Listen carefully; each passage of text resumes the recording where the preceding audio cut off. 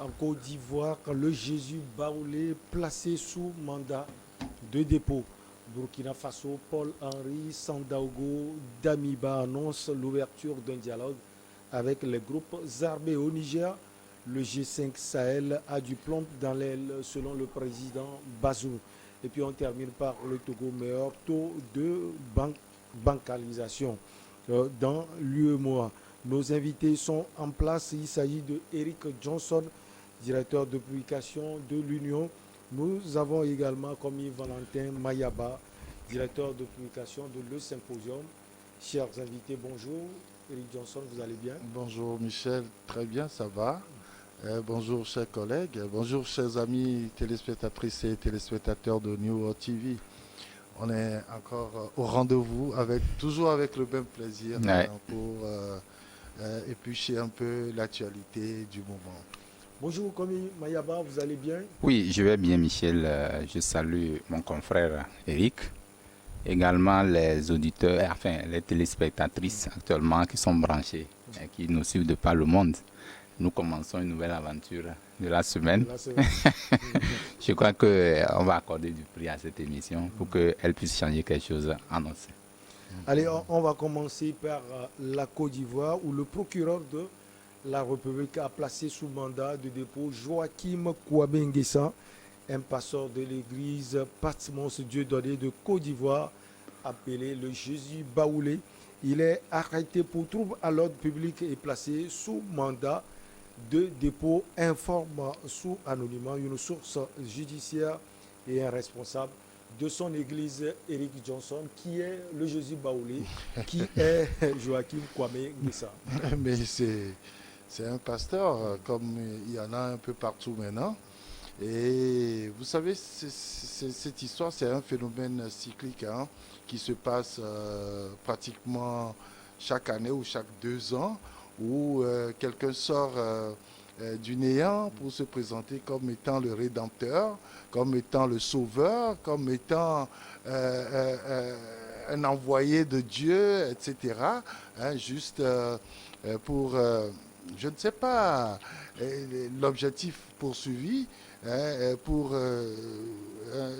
essayer, enfin, je ne sais pas franchement, c'est juste pour amuser un peu la galerie, si on peut parler ainsi, parce que en réalité, au finish, ça se termine toujours soit par une disparition, soit par la prison, ou soit par un procès interminable. Ouais. Aujourd'hui, cet Ivoirien-là, je crois que ses premières sorties, beaucoup de gens l'avaient suivi, l'avaient cru, parce qu'il paraît qu'il prononçait des incantations pour obtenir certaines choses. Je ne sais pas si c'est un magicien ou un prestidigitateur. Et donc, les gens l'ont suivi, les gens l'ont écouté. Et le comble dans tout ça, c'est que quand il arrive dans son église, puisque tous les matins, les gens passent par là pour prier, parce que Jésus est là. Voilà. Il faut aller directement à Jésus pour prier. Les gens viennent et quand on dit que quelqu'un a péché, il dit, bon, ok, je t'enlève un point sur ta bénédiction, des trucs comme ça. Je crois que finalement, comme les gens sont à la recherche quand même du salut, et ils y vont. Et aujourd'hui, il a des soucis parce que quand il fait une sortie, c'est du monde qui vient et ça crée beaucoup de situations. Par contre, on dit trouble à l'ordre public. Oui, je crois que c'est sur cette accusation, mais est-ce qu'il le fallait? Parce que quand on parle de trouble à l'ordre public, qu'est-ce que ça a engendré? Personnellement, je n'en sais rien. Je ne sais pas s'il y a eu des émeutes, je ne sais pas s'il y a eu des gens qui ont trépassé en s'attroupant autour de ce Jésus, ce fameux Jésus. Et finalement, ce monsieur, je crois qu'il a essayé dans son église de dire aux gens, vous cherchez Jésus, il est déjà là. Parce que, vous savez, quand vous lisez un peu la Bible, dans les livres de l'Apocalypse, hein, il y a un temps qui va arriver où le monde va disparaître. Donc, il se base sur tout ça pour dire bientôt, le monde va s'éteindre. Et moi, Jésus, je suis déjà là puisqu'on a annoncé le retour de Jésus avant la fin du monde. Et donc, ils profitent de tout ça. Au fait, c'est des gens qui étudient forcément la psychologie de leurs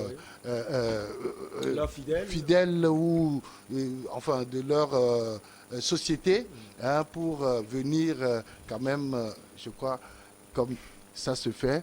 Après chaque messe, il faut cotiser. Et donc, c'est ça leur permet de joindre les deux bouts aussi. Et maintenant, quand on dit que c'est un comité de pasteurs qui a porté plainte contre lui pour que les forces de sécurité n'aillent le chercher, je crois qu'il y a un problème fondamental qu'on va peut-être discuter tout à l'heure. Alors, comme Imayaba, il a aussi sa mission, et on va parler de cette mission, accomplir la fin des temps. Non, moi j'ai un problème avec le plus souvent les pasteurs, parce que la parole de Dieu, elle est unique, hein, elle ne change pas. Mais aujourd'hui, malheureusement, nous constatons que ceux qui s'appellent les hommes de Dieu travertissent cette parole-là et créent maintenant la psychose dans la tête de beaucoup de personnes. Ce qui se passe, ce n'est pas seulement en Côte d'Ivoire, ça se passe sur dossier. Même chez nous ici, ça s'était passé. Où quelqu'un qui se dit homme de Dieu va commencer peut-être à prédire des trucs, enfin des choses sur quelqu'un. Il te dit que bon, Dieu m'a envoyé ceci, j'ai reçu de la part de Jésus, c'est un prophète, c'est venu directement du ciel. Et souvent, on n'hésite pas à attaquer le pouvoir, les chefs d'État. Justement, c'est de ça que je parle. Donc, quand on dit non, le chef d'État, vous avez peut-être qu'un temps pour mourir, ainsi de suite. Nous avons vu ce qui s'est passé. Ici également, la loi, quand même, n'est pas tendre là-dessus. Parce que, quoi qu'on dise, quand vous annoncez une parole comme ça, il faut toujours accompagner des preuves. C'est-à-dire que, sur le plan juridique, on ne dit pas des choses sans pouvoir les expliquer. Et donc, c'est pourquoi parfois les gens confondent. Quand nous sommes dans la société, il faut aussi les règles de la société. Donc ici, ce qui se passe avec souvent, ceux qui se disent hommes de Dieu, c'est pas, dans tous les cas, tout le monde est homme de Dieu parce que nous sommes les enfants de Dieu. Et donc, ça fait que parfois, ils sortent de ce qui est prescrit comme parole de Dieu et ils font, puisque tout le monde aujourd'hui cherche le salut, comme l'a dit le confrère. Et donc, il faut passer par tous les moyens pour y arriver. Donc, ils jouent sur le subconscient des gens, ils utilisent aussi le côté faible de la psychologie des gens pour pouvoir les avoir. Et donc, c'est ce qui est en train de se passer avec beaucoup de fidèles. Ici, au Togo, je le disais tantôt, on en a connu avec même, je ne voulais même pas faire le parallèle, avec les élections de 2022, avec l'homme de Dieu, avec le candidat du Saint-Esprit. Vous avez vu combien de personnes ça a donné de l'envol au candidat à Goémé. Voilà, 2020. Donc ça a donné du poids à ce candidat-là qui, lors des dernières élections, ne valait rien. Parce qu'il y avait quoi? Un homme de Dieu derrière. Donc tout ça là, aujourd'hui, il faut qu'on recadre les choses. Parce que quand vous annoncez des situations ou des paroles comme ça, sans pouvoir les expliquer, l'histoire retient une chose, c'est que quand vous dites une chose et que peut-être on vous dit que non, vous avez des dons. Souvent, c'est ce que les gens disent. Il a les dons. Ce qu'il a, vous n'avez pas. Et donc, tout ce qu'il dit, ça peut quand même se réaliser. C'est ça, en fait, le problème. Donc, les gens ne cherchent pas à analyser pour comprendre les contours réels de ces paroles-là. Et donc, ça rattrape. Je le disais, sur le plan juridique, on ne peut pas annoncer des trucs comme ça qui sont restés impunis. Donc, aujourd'hui, il faut quand même que les fidèles aussi commencent à comprendre l'enjeu réel de la chose parce que la parole de Dieu, nous tous, nous sommes croyants, nous allons à l'église, nous prions, nous adorons et tout. Mais à un moment donné, quand vous avez quelqu'un, même dans la parole, il a été dit, bon, je ne sais pas, on dit, faites ce que je fais. Mais bon, voilà, non, faites ce que je dis, voilà, mais ne faites pas ce que je fais. Voilà, donc c'est aussi ça le problème. Donc, il faut imaginer ça comme ça pour dire que quand quelqu'un est devant vous, ce n'est pas forcément l'image de Dieu qui est devant vous. C'est ce que les gens confondent et souvent ça crée de la déclic. C'est-à-dire que quelqu'un qui se dit homme de Dieu va devant vous, ce n'est pas forcément l'image de Dieu qui est devant vous. C'est ce que les gens confondent et souvent ça crée de la déclic. C'est-à-dire que quelqu'un qui se dit homme de Dieu va devant vous, ce n'est pas forcément l'image de Dieu qui est devant vous. C'est ce que les gens confondent et souvent ça crée de la déclic. C'est-à-dire que quelqu'un qui se dit homme de Dieu va devant vous il va vous raconter toute sa vie et franchement, vous êtes perdu. Et c'est ça qui arrive souvent et ça traumatise les gens parfois. J'ai eu un cas actuellement. Je vous parle de quelque chose. J'ai un cas. Un monsieur est malade, il va dans une église. Chaque fois, c'est des prophéties qu'il va mourir. Et le monsieur, au lieu de s'attaquer réellement à son problème de santé, c'est totalement laissé dans cette bassesse-là. Ouais. Voilà. Et donc, déjà, ça crée un déclic sur le plan psychologique. Il n'est plus.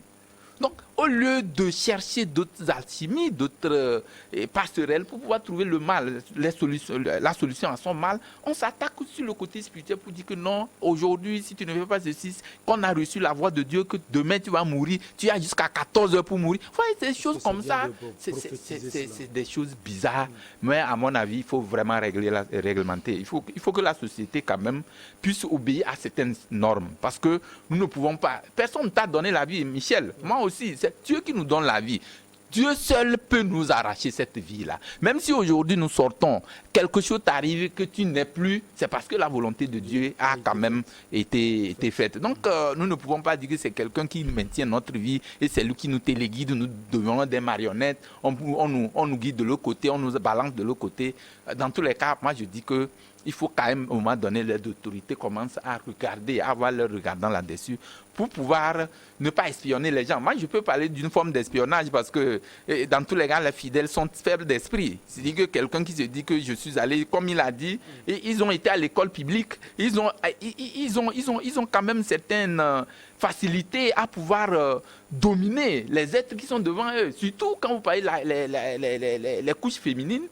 Les couches, les jeunes féminines sont toujours emballées dans ça. Ouais. Donc c'est difficile, mais bon, la société, il faut la réglementer. Moi, je crois que c'est une bonne chose pour que ces genres de situations ne puissent arriver. On en a vu au Togo, je le disais, avec la profanation, quand quelqu'un prend la Bible, il dit non, que je vais brûler la Bible, il n'y a pas Dieu, dans tous les cas, je vais faire de manière à ce que... Tout ça là, c'est du désordre. Une république n'a pas besoin de ces genres de situations parce que c'est trouble. Justement, comme il le disait, ce n'est pas prendre l'arme ou ce n'est pas peut-être tirer sur des gens qu'on veut parler de trouble à l'ordre public. Tout ça là, c'est un trouble. Donc, c'est une trouble, j'allais dire. Donc, il va falloir quand même regarder dessus pour pouvoir réglementer la situation. Et c'est ce que le procureur de la République ivoirienne a fait. Oui, et Eric Johnson, vous aviez souligné un aspect tout à l'heure.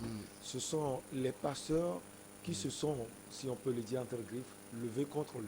Oui, justement parce que peut-être eux, ils ont compris ce que M. Kouadio était en train de faire. Ça veut dire que nous avons tous été peut-être à l'école de théologie.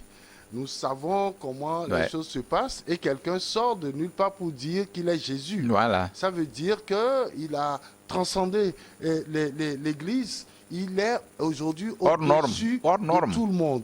Et donc, ça ne peut pas plaire aux autres pasteurs qui ont également des églises. Parce que les gens, tout de suite, vont quitter leur église pour l'église du fameux Jésus.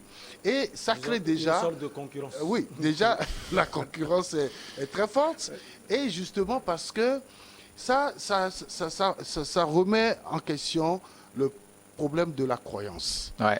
Il faut que, aujourd'hui, les citoyens, ceux qui ont décidé d'aller à l'église, c'est-à-dire les chrétiens, comprennent que tout ce que vous avez à faire, c'est directement avec votre Dieu. Ouais. Et on dit que Dieu est partout, on dit que vous pouvez prier partout, sauf que quand on vous dit, voilà quelqu'un qui est l'émanation de Dieu, il faut véritablement craindre celui-là. Parce que, qu'est-ce que Dieu fait? Est-ce que celui-là, il peut être là et se retrouver en même temps ailleurs? Est-ce que celui-là qui dit qu'il est Jésus, ce que la Bible nous dit, que Jésus répond partout où vous êtes, mais est-ce que celui-là peut répondre partout, peut être...